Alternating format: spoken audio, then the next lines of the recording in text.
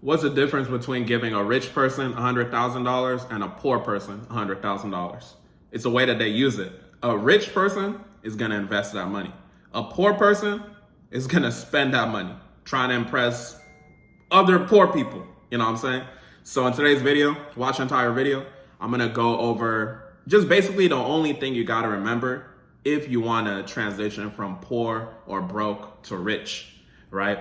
So I wrote the book, The Power of Yet, as you can see right here. And one of the things that I spoke about in The Power of Yet, it's a famous quote, and it basically says that if you're misguided and undecided, knowledge and wisdom can be provided, right?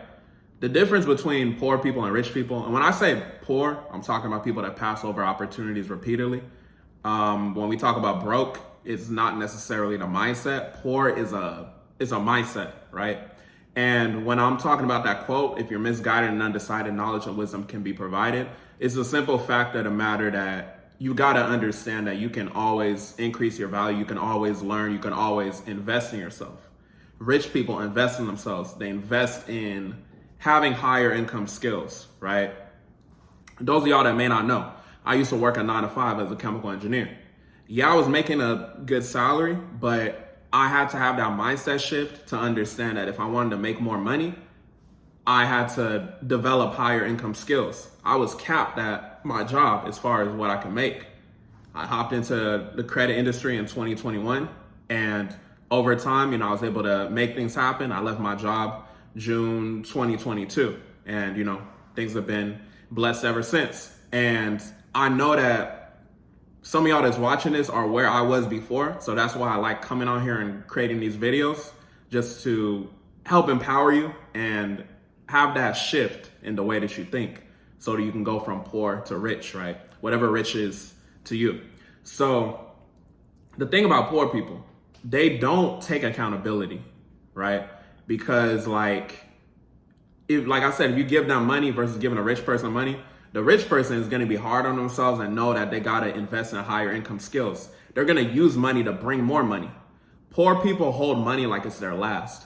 Poor people value money more than rich people, to be honest, because poor people tend to work for their money, whereas rich people make their money work for them, right?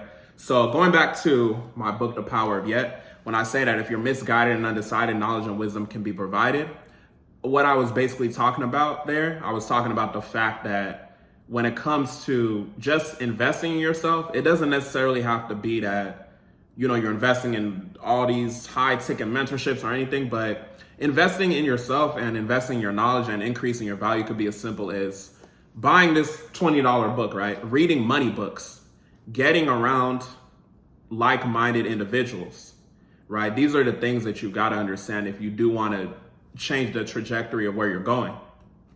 And one thing you got to realize too is, I spoke about this in the book, but I basically talk about the fact of the matter of growth mindset versus fixed mindset.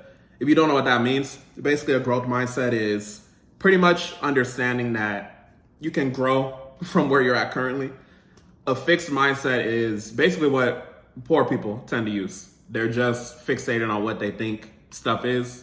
Nobody else is right but them, not taking accountability. Fixed mindset, you just stay where you at mentally, right? Growth mindset, you can always grow, you can always get to the next level. That's why rich people invest their money. It doesn't necessarily mean you have to invest in stocks or invest in something else, but invest in your education. Like I said, it could be as simple as buying a money book, right?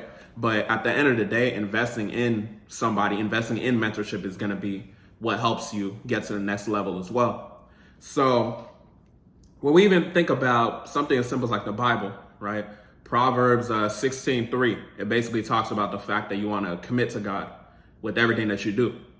So what's important with that is understanding that when you do stuff, it should always be, through God first.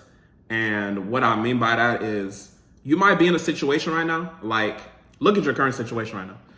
If you're not satisfied with your current situation right now, you might have to make a pivot, right? So that goes back to what I'm saying with the Proverbs. That goes back to what I'm saying with the growth mindset. You know what I'm saying? If you're so fixated on this is what it is, woe is me, the world is this, you're always going to be poor, right? You're always going to be broke. But rich people, rich, successful people, they overcome all odds because they put everything on themselves. Rich, successful people go through a lot, just like taking accountability, being hard on themselves. I'm always super hard on myself. I got to do this. I got to do that. And I take full ownership of my situation. Because I had that mindset, that's what allowed me to leave my 9 to 5. That's what allowed me to have a successful credit business, transition into focusing more on business funding and suing debt collectors, things like that. And when I say that transition, everything I was doing was through God. It goes back to what I said, Proverbs 16:3, right? So I need y'all to understand, like, if you really want to make that transition based off of, like, no matter where you are right now, there's always a next level, right? But if you want to make that shift, you've got to shift yourself mentally. You've got to grow mentally. You can't just clutch your money like it's your last. Even if it is, quote unquote, your last, you have to invest to bring more, right? That's how money works. Invest in money books. If you don't have like actual, like, if you're just scared to like invest a decent amount of money in yourself, go get some money books. This is a $20 book. This book will change your mindset in itself, right? You got to understand the power of the brain, the power of the subconscious mind. Have these conversations with people. Watch my damn videos, like having a marathon with my videos. Because if you go to something like the motivation, I think it's mindset motivation or whatever playlist, it's a lot of good stuff in there. This video is going to be in there too.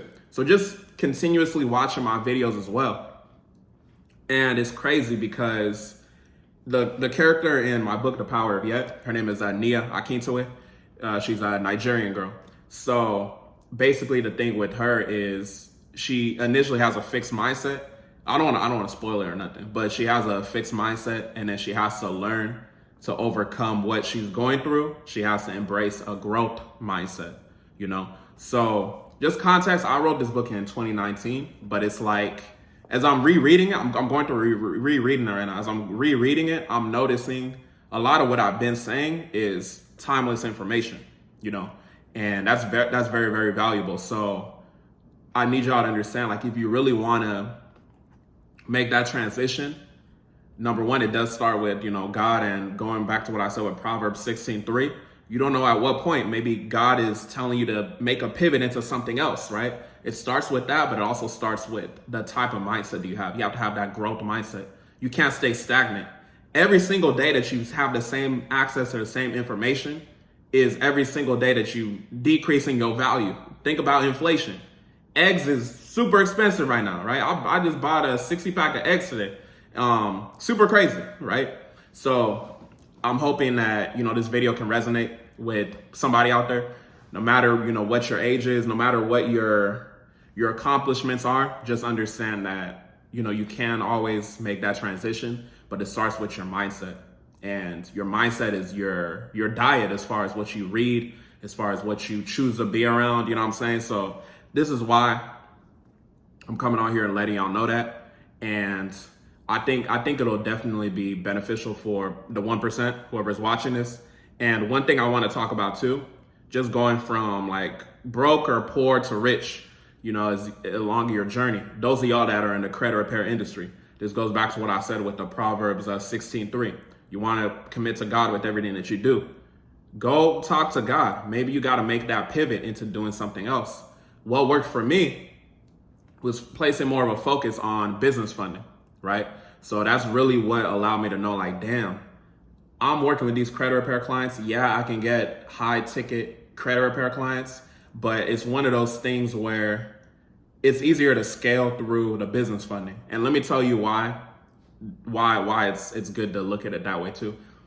This goes back to the growth mindset. You want to think like a business. Michael, what do you mean by that? When I say you want to think like a business, you got to look at it from the perspective of, how can I deal with people that can actually afford my services, right? So let's just look at the different business models. We talk about credit repair. Credit repair is an industry where people, for the most part, they were irresponsible financially, right? Whether they have the money to pay it or not, they borrowed something and, didn't pay it, or they got late payments, whatever situation happens, right? I know every situation is different. Some people might be in a situation where, that wasn't the case. But for the most part, credit repair usually comes with people that have the poor mentality. They're stingy with their money, right? They'll trick off that money to go impress other broke people, right? That goes back to the question I asked you in the beginning. What would a poor person do with 100,000 versus a rich person? What would they do with 100,000, right? So just envision with me. That's the type of clientele that comes with credit repair. So when I started my credit repair business, I was getting high ticket, clients getting paid $1,500, $2,000, $3,000, all that, right? Yeah, that's good. I was doing that. That's not as common in the credit repair industry. God willing, I was able to market myself and I was able to get compensated handsomely. You know what I'm saying? But the fact of the matter is, when we look at a business model like business funding, think about it. The way the model works, you get the people the funding and then they owe you money on the back end. So money to pay you is never going to be an issue unless you're just dealing with some weird ass, person. And for the most part, we got to look at the different characteristics of somebody that's a business funding client versus someone that needs their credit fixed. Typically, people that need their credit fixed are a consumer, right? Regular consumer, maybe they never started a business. They don't know accountability. It's giving very poor type person, right? Poor person, you know what I'm saying? Then we got business funding person. This is a business owner. They have people that they pay probably, right? They have to be accountable for stuff. That's sounding a little bit like someone that has a rich mindset, you feel me? So you can kind of see the differences and why I had to embrace that growth mindset within my business. When I left my job around that 2022 time, and I was like, damn, I'm doing a lot better focusing on this business funding. Damn, come towards 2023, building relationships with these bank relationship managers. Okay, now I'm getting higher ticket approvals, So I'm just like, dang, okay, I can go get someone funding $50,000 and I get paid $5,000. Credit repair client, I gotta get 5 $1,000 clients, right? And that could be potentially headaches. People asking 9 to 5 questions. What's the guarantee of this? When is this gonna happen? When is that, right? So I want you to not only focus on working on your mindset to invest in yourself, but focus on not selling to broke people.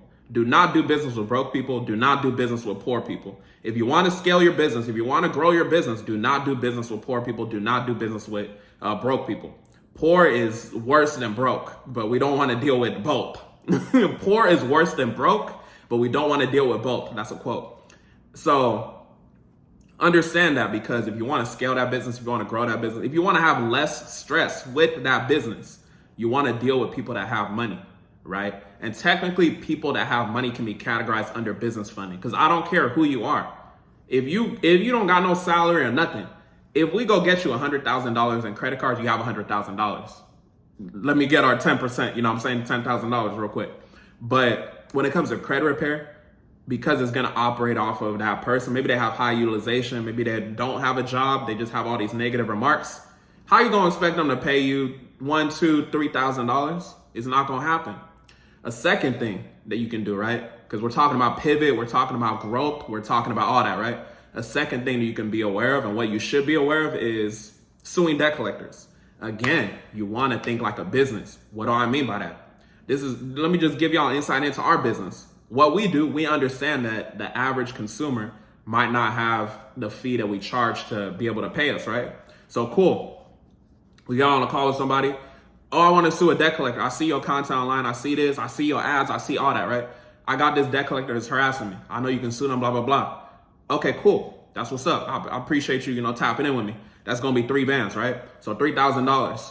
Okay, yeah, people might have that. People might not have that. But the dope thing about our service and what we do, we're going to sue the debt collector. We're going to get money from these corporations. The debt collection industry is very, very rich, right? This is why I say sell to the rich, right? Sell to the rich. Sell to the rich could be getting a client funded. They got the money, right? Or it could be suing debt collectors. You get your money on the back end. So what we'll do, we'll have the client put down a decent deposit, maybe like $1,000 or so. And then once we go ahead and sue them, once they get their settlement check, it could be anywhere from maybe $2,000 to $4,000. Every situation is different. They use the rest of their settlement check to pay us the rest of what we charge them, right? So we got our $3,000 that way. So this is an additional pivot that I want some of y'all that are credit repair business owners to shift to, right? And it's a different process. It's not disputing and doing all this. Those of y'all that know about suing debt collectors, you know it's different from credit repair. And that's basically what we've been more focused on, because you gotta look at it like the low-hanging fruit is gonna be a business funding client because they got the funding that you gave them, and then a client that you help sue that debt collector because they're gonna get that settlement check, you know, get the debt waived, all of that, right? So keep that in mind, right? It's a bit of an uphill battle when you gotta understand that you're dealing with someone in credit repair that's a consumer. It's gonna be hard for them to probably pay you even $500 to $1,000, right? If you're a business owner, you're not gonna be able to scale your business with cheap ass clients, right? So keep that in mind. I just wanted to drop this video. Just hopefully this helps somebody. The Power of Yet, very good book, you know. So just remember, if you're misguided and undecided, knowledge and wisdom can be provided. But it goes back to what I said, like you gotta make that mindset shift. And when I say that mindset shift, it means that you gotta make a decision. Poor people make a decision to stay poor, right? To continue spending uselessly, continue not taking accountability, all that, right? When you make a decision, that's what helps you get to the next level, or it could break you. Helping you get to the next level goes back to people that are rich, right? If you want to shift from poor or broke to rich, you have to understand these stuff. But hopefully this video helped you. Continue watching my videos and just understand, like, investing in yourself doesn't always necessarily mean, you know, those high ticket mentorships and all that. It could be as simple as investing in knowledge in a $20 book. Y'all have a blessed one.